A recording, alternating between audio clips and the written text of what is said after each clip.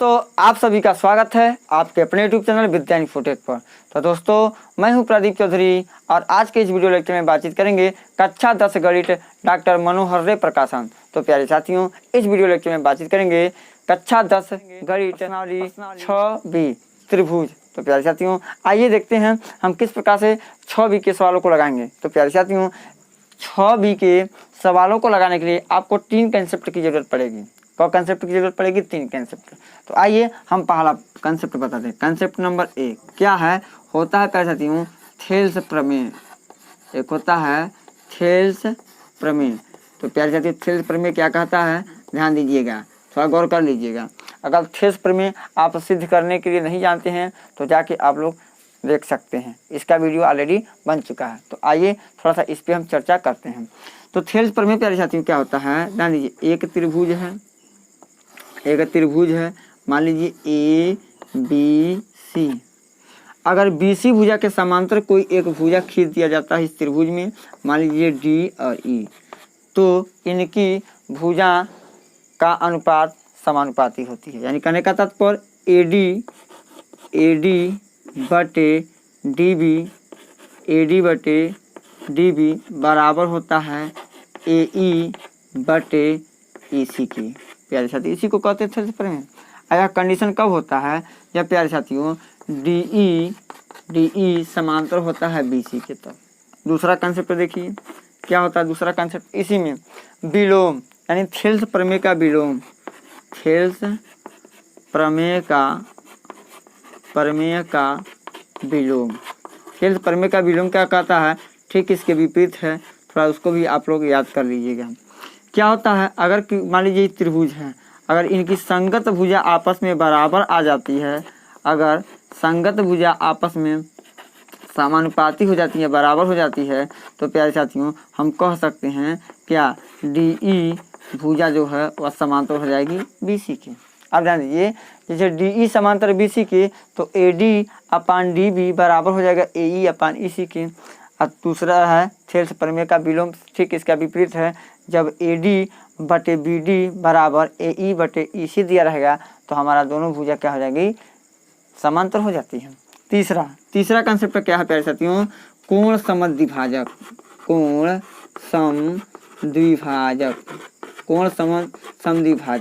तो प्यारे साथियों कोण समद्विभाजक क्या होता है, कोण समद्विभाजक प्रमेय क्या होता है, इसके बारे में देख लीजिए। क्या होता है कोण समद्विभाजक प्रमेय, मान लीजिए कि एक त्रिभुज है। अब मान लीजिए सपोर्ट कीजिए कोण PQ अगर R है, यानी कि कोण P का हम समद्विभाजक करते हैं, यानी कि समान देखिए समद्विभाजक करते हैं। तो मान लीजिए कि हम किए किस पे, यहाँ पे S हो गया, यानी कोण P का समद्विभाजक है PS। तो इनकी भुजा यानी देखिए समद्विभाजक जो किया गया है QS बटे SR बराबर होगा, QS को लिए है ना तो इसको लेंगे PQ बटे देखिए PQ बटे PR के आपस में क्या होगा, बराबर होगा। यह होता है कोण समद्विभाजक प्रमेय। तो प्यारे साथियों इन्हीं तीनों नियमों का हम अनुप्रयोग करके प्रश्नावली के सारे सवालों को हल करेंगे। तो उम्मीद है प्यारे साथियों जो नियम बताए हैं आपको समझ में आया है। तो आइए हम पहले प्रश्न को लेते हैं। क्या दिया है, त्रिभुज ABC में रेखा DE आधार BC के समांतर है, AD संबंधी AB बराबर 1 संबंधी 3 है, तो यदि AC बराबर 4 हो तो AE का मान ज्ञात कीजिए। जो प्यारे साथियों बुक में इसका क्या दिया गया, चित्र दिया गया है। तो आइए हम चित्र को भी हम क्या करते हैं, बना देते हैं।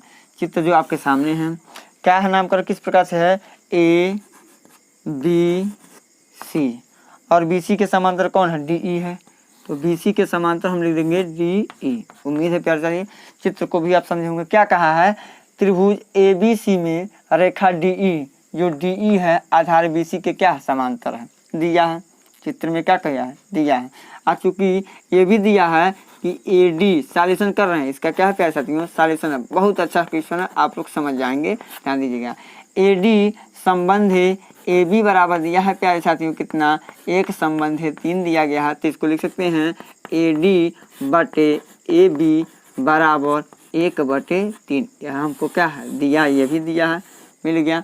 और AC बराबर कितना दिया है प्रश्न में 4 भी दिया है। क्योंकि प्यारे साथी हम जानते हैं त्रिभुज ABC में क्या देख रहे हैं, जो DE है वह किसके समांतर है, BC के समांतर है। तो हम कह सकते हैं इसलिए किससे, थेल्स प्रमेय द्वारा हम इसको लिख सकते हैं प्यारे साथियों, क्या थेल्स प्रमेय द्वारा हम अकॉर्डिंग चलेंगे। क्या दिया है, AD अपान AB का मान दिया है, तो उसी प्रकार से इसको सजा देंगे। AD अपान AB बराबर होगा AE अपान AC के, हो गया बराबर, ध्यान दीजिएगा। और चूंकि आपको पता है AD अपान AB का मान कितना है 1/3, यहाँ पे 1/3 बराबर AE का मान हमको ज्ञात करना है, और AC का मान कितना दिया है बटे में 4। तो अब हम क्या करेंगे प्यारे साथियों, यहाँ से 4 को इधर पक्षांतर करेंगे तो क्या हो जाएगा, AE बराबर हो जाएगा 1/3 गुणे 4, तो AE बराबर हो जाएगा 4/3। यही हो गया आपका राइट आंसर। यूँ चुटकी में आप सवाल लगा सकते हैं। अगर यूपी बोर्ड में ऐसा सवाल आता है तो 3 नंबर या 2 नंबर में आएगा।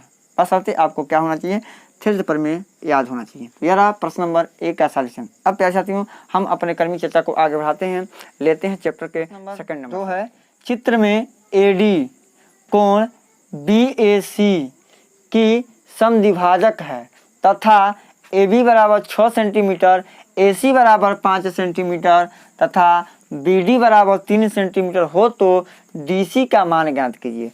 तो हमको इस DC का मान ज्ञात करना है। तो प्यारे साथियों अभी प्रश्न नंबर 1 जब पढ़ाएं उसके पहले एक बताए हैं आपको प्रमेय।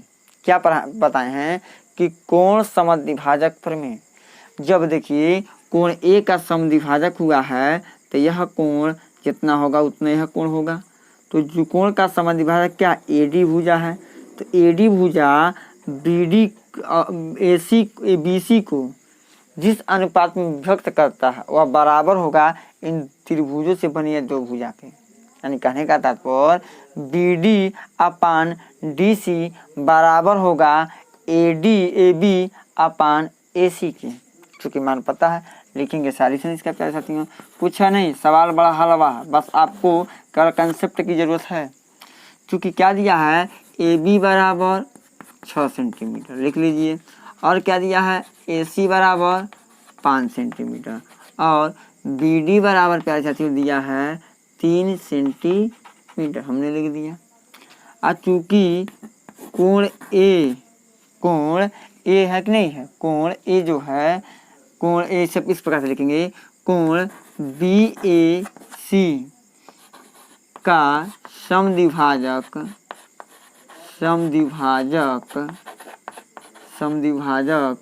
कौन है, AD भुजा है, AD भुजा है। इसलिए प्यारे साथियों लिखेंगे समद्विभाजक कोण समद्विभाजक प्रमेय द्वारा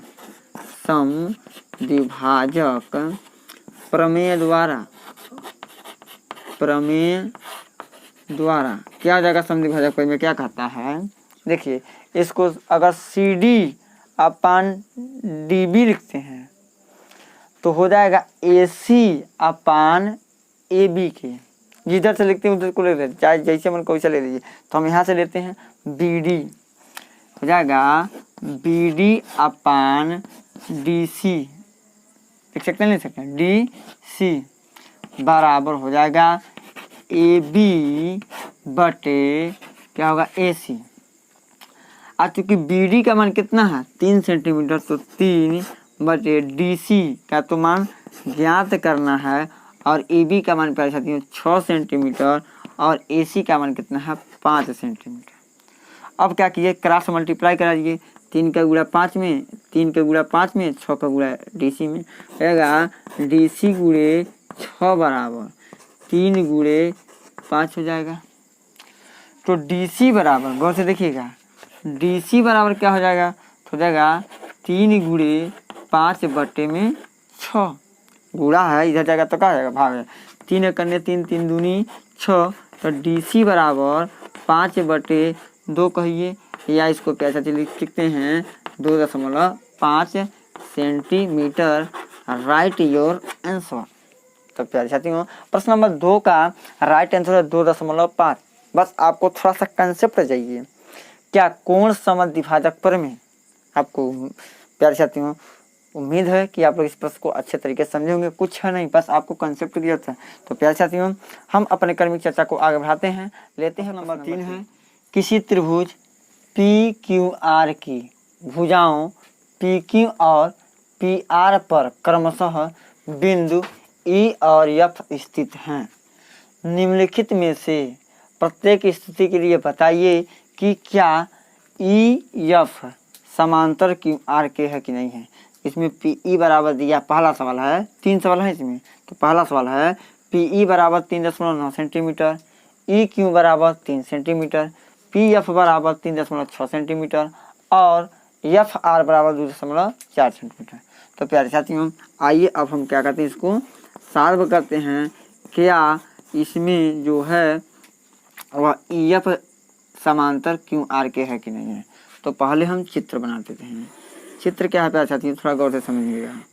चित्र बनाया हमने, देखिए क्या कहा है त्रिभुज में, त्रिभुज P Q R, P Q और P R, P Q P R, P Q R बनाया हमने।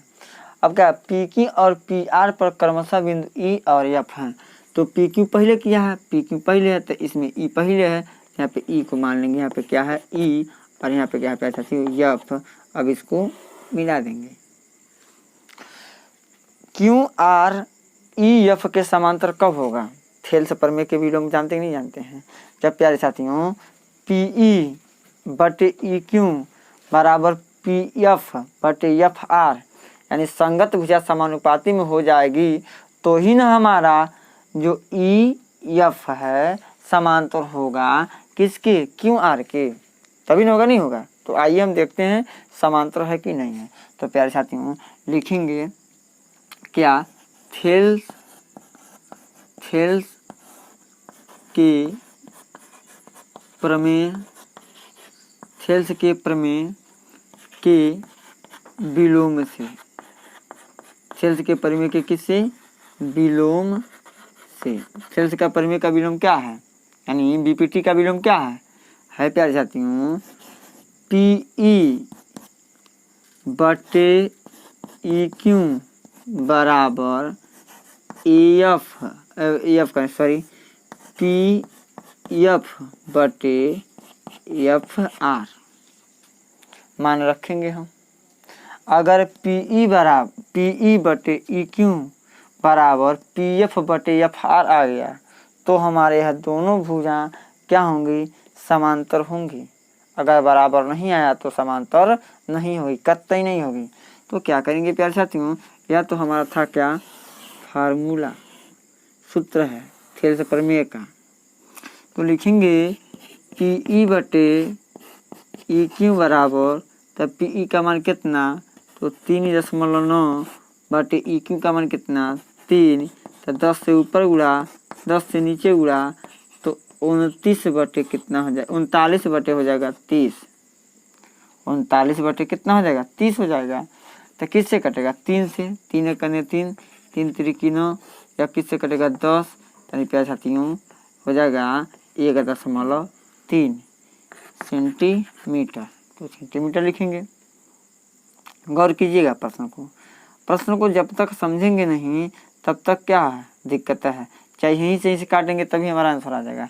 चलिए अब हम निकालेंगे पी एफ बटे एफ आर का मान निकालिए तो जरा। तो पी एफ कितना है 3.6 बटे कितना है 2.4 है कि नहीं है। तो 12 तिहाई 36, 12 दूनी 24 यानी कि 3/2 और 3/2 का मतलब कितना 1.5 सेंटीमीटर। तो आपको क्या देखने को मिला, चूँकि क्या P E upon E Q is not equal to है P F upon F R के, इसलिए इसलिए ई एफ समांतर नहीं है किसके, क्यू आर के। यही हमको क्या दिखाना था। तो प्यारे साथियों यह तो हमारा फार्मूला है, यह क्या है, फार्मूला है।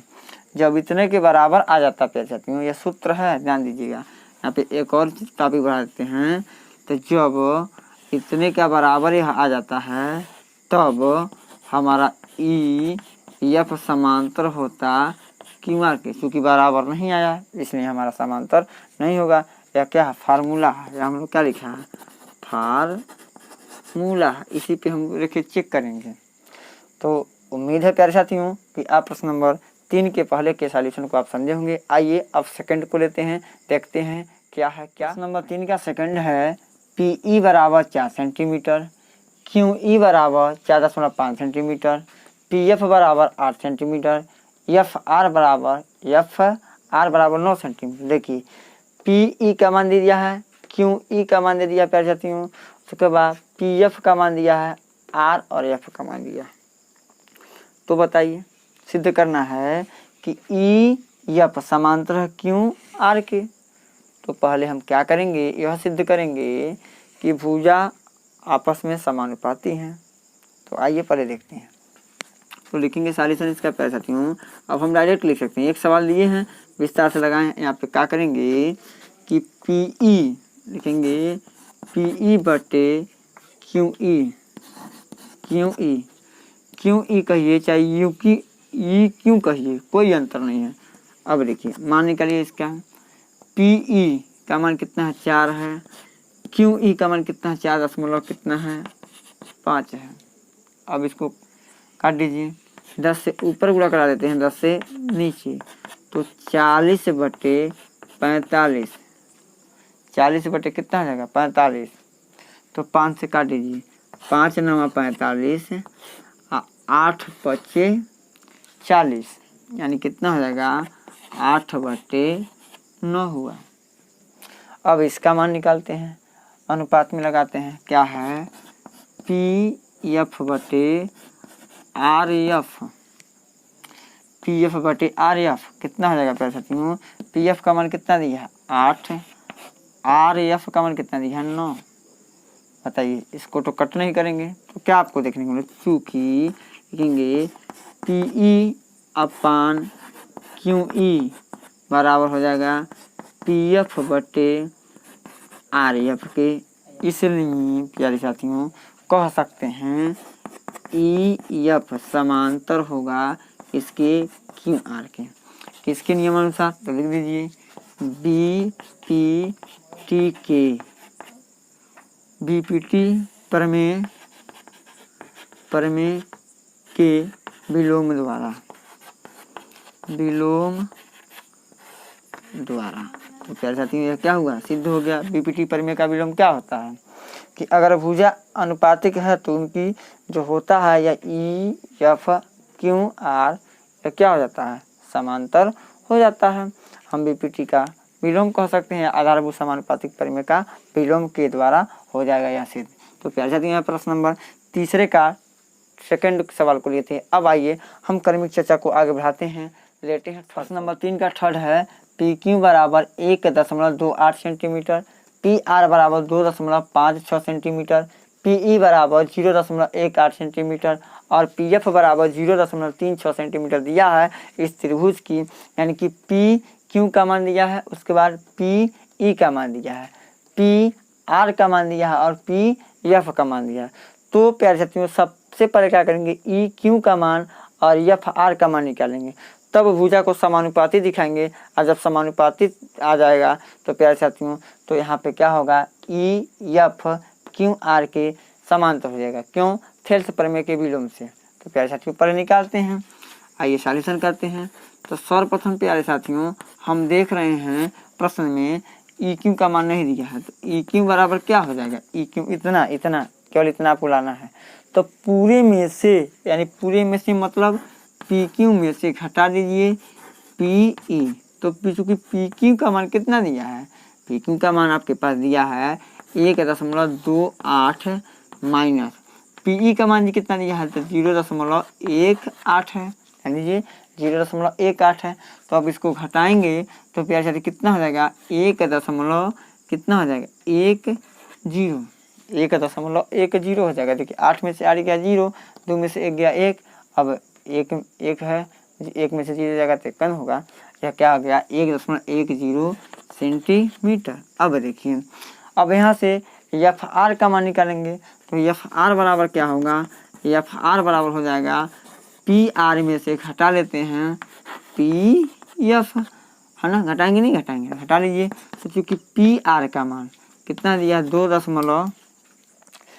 देखिए दिया 2 कितना 56 माइनस पी एफ का मान कितना दिया 0.36। अब इसको क्या करेंगे घटाएंगे तो 6 में से 6 जाएगा 0, 5 में से 3 जाएगा 2, उसके बाद दशमलव लगाएंगे, उसके बाद 2 है तो 2 को लिख देंगे, ये भी क्या होगा सेंटीमीटर। अब हमको क्या करना है, भुजा को समानुपाती दिखाना है, तो दिखा दीजिए। तो सूत्र से के हिसाब से देखिए चलिए, तो क्या है पी ई, देखिए पी ई बटे ई क्यू का मान पहले निकालिए। तो पी ई का मान कितना है, तो पी ई का मान 0.18 अब बटे ई क्यू, हमारे पास ई क्यू, तो ई क्यू का मान कितना है 1.10, बिल्कुल सही 1.10।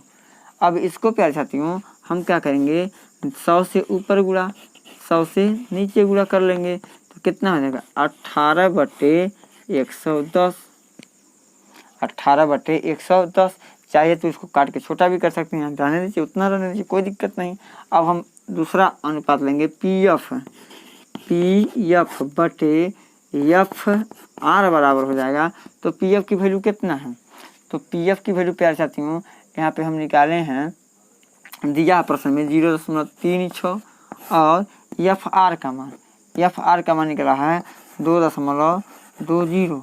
गुणा कर दीजिए, 100 से ऊपर गुणा 100 से नीचे गुणा, दशमलव को हटाने के लिए तो हो जाएगा 36/220।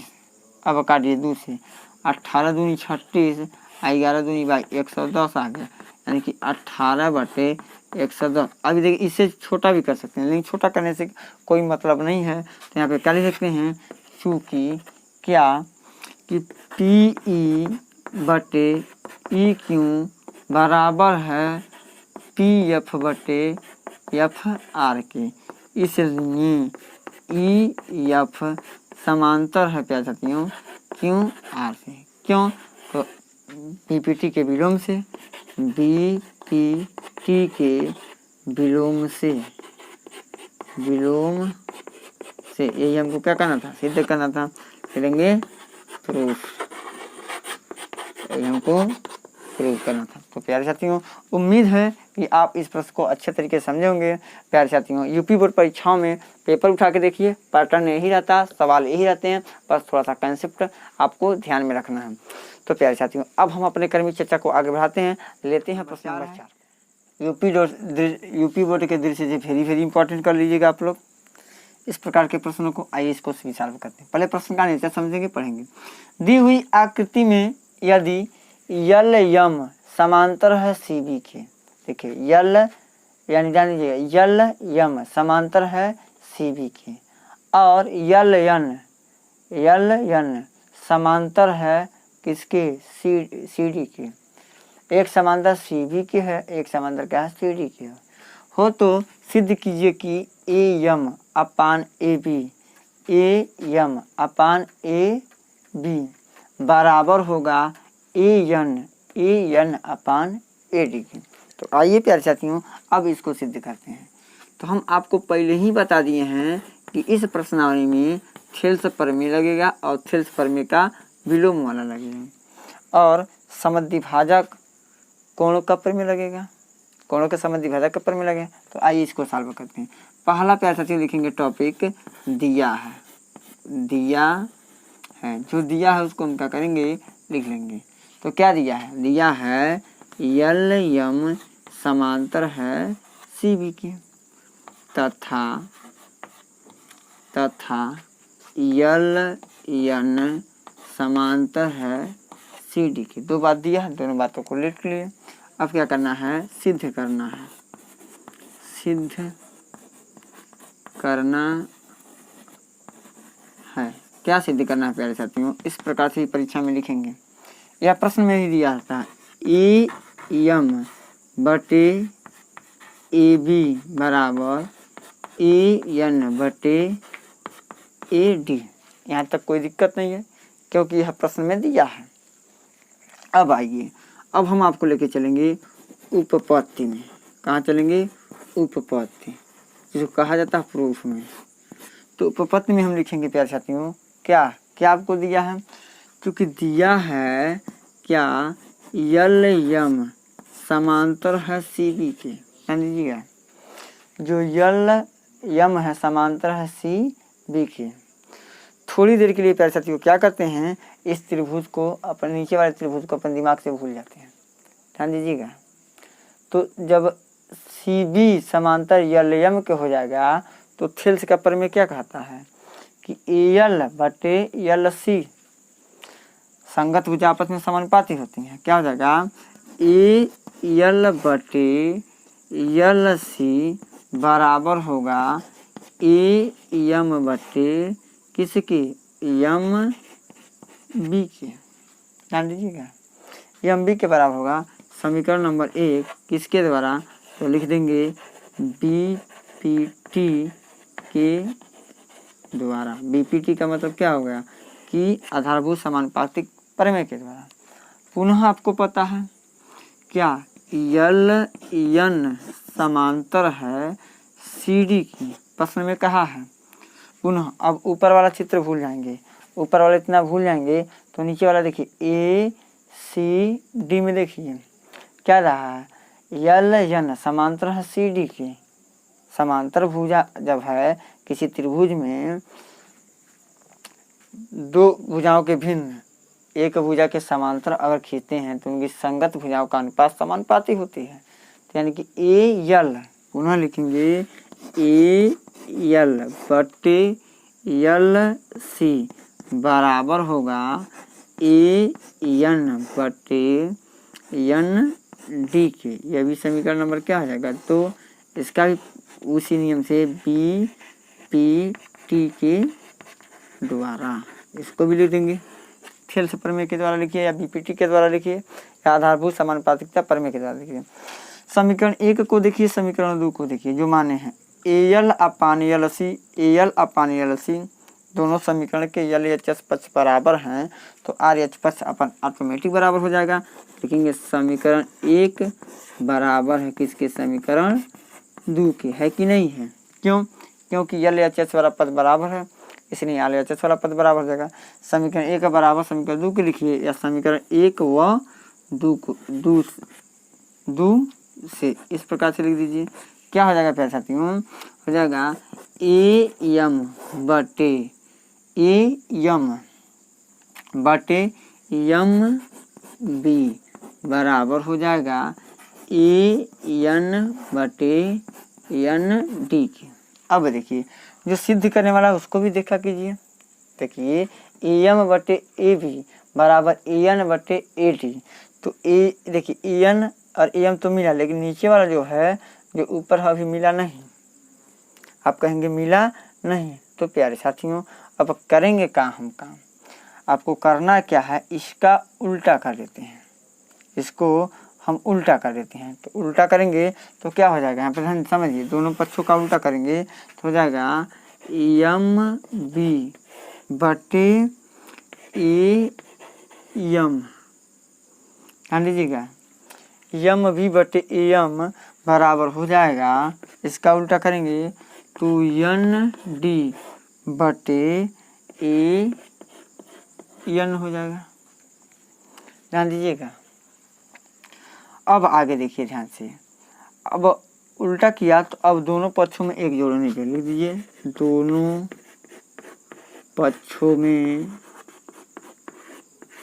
में कंसेप्ट को सीखिए। दोनों पक्षों में एक क्या करने पे, जोड़ने पर।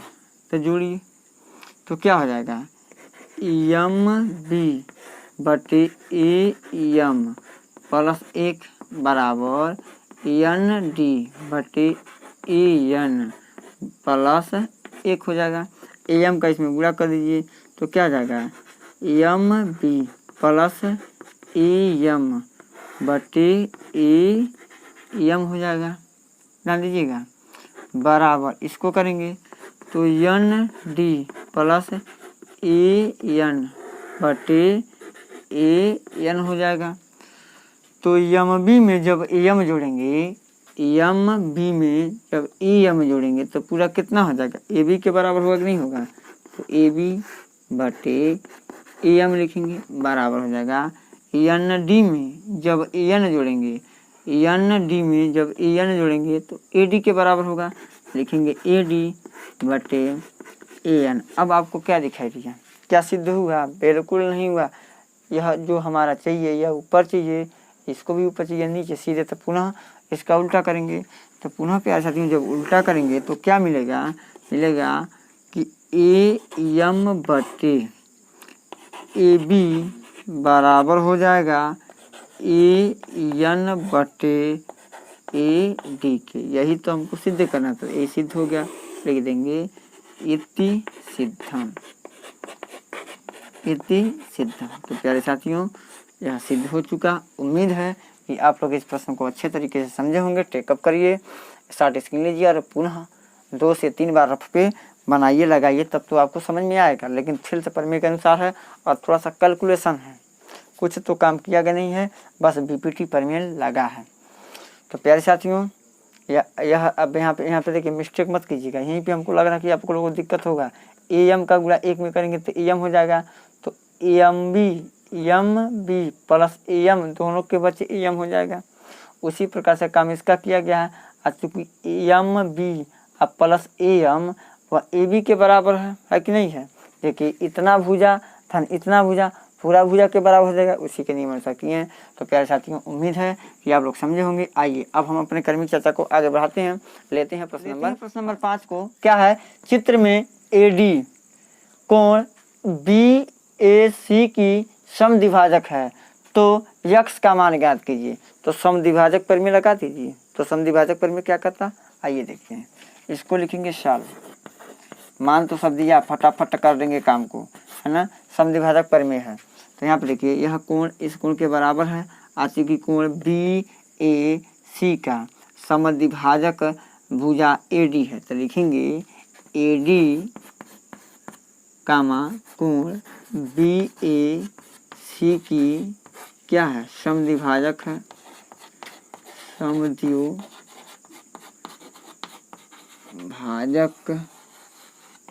है।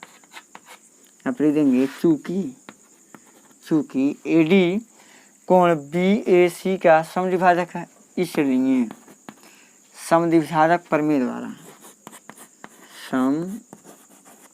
समद्विभाजक प्रमेय द्वारा क्या हो जाएगा, समद्विभाजक प्रमेय। प्यारे साथियों आप जानते हैं, देखिए बी डी अपान डी सी बराबर होगा, बी डी को लिखे नहीं लिया है तो बी डी की संगत भुजा क्या, ए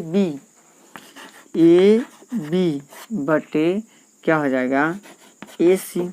बी डी का मान कितना है 1.5, डी सी का मान कितना है, जाते हैं यक्स बराबर ए बी का मान 2 और ए सी का मान 3.8 है। ध्यान दीजिएगा। अब क्या कीजिए, तिर्यक गुणा कीजिए, इसका गुणा इसमें इसका गुणा इसमें करेंगे तो क्या हो जाएगा, ध्यान दीजिएगा, हो जाएगा इसका गुणा इसमें करेंगे तो 2 गुणे यक्स बराबर 1.5 गुणे 3.8 हो जाएगा। अब गौर कीजिए यक्स बराबर कितना हो जाएगा 1.5 गुणे 3.8 अब बटे 2 हो जाएगा। 2 से यह कट जाएगा कितने बार में 1.9, 19 दूनी 38, 1.9 हो जाएगा। अब क्या करेंगे प्यारे साथियों, यक्स बराबर 1.5 गुणे 1 कितना है 9। तो अब चलिए गुणा कीजिए 15 9 135, 135 को 5 हासिल कितना 13, अब 15 करने 15 13 कितना हो जाएगा 28। 2 अंक के बाद दशमलव हम लगा देंगे तो उनके बाद दशमलव हो जाएगा, यानी इसका राइट आंसर हो जाएगा प्यारे साथियों कि 2.85 सेंटीमीटर राइट आंसर। तो प्यारे साथियों कह सकते हैं प्रश्न नंबर 5 का राइट आंसर कितना है, 2.85 सेंटीमीटर। तो आई होप प्यारे साथियों कि इस प्रश्न को आप लोग अच्छे तरीके से समझे होंगे, टेकअप किए होंगे। तो आज के वीडियो लेक्चर में हम इतने ही बातचीत करेंगे। पुनः मिलते हैं प्यारे साथियों अगले वीडियो लेक्चर में अगले प्रश्न के साथ। तो तब तक के लिए धन्यवाद। लेकिन एक बात है प्यारे साथियों, अगर वीडियो पढ़ा रहे हैं, मेहनत कर रहे हैं आप लोगों के लिए, तो चैनल को सब्सक्राइब बनता है करने के लिए, और लाइक वाइक देते रहिए। लाइक नहीं देते हैं आप लोग, मतलब कुछ फीडबैक दीजिए, तभी तो लगेगा हम कुछ कर पा रहे हैं, नहीं तो हम डिमोटिवेट हो जाएंगे, तो वीडियो बनाना छोड़ देंगे। तो प्यारे साथियों, तो आप लोगों से हाथ जोड़ के गुजारिश है कि फीडबैक जरूर दीजिए। और यह रहा प्रश्न नंबर 5 तक ही हल किए, तो बस आप कंसेप्ट को सीखिए। तो प्यारे साथियों, अब आज के वीडियो में इतना ही बातचीत करेंगे। धन्यवाद।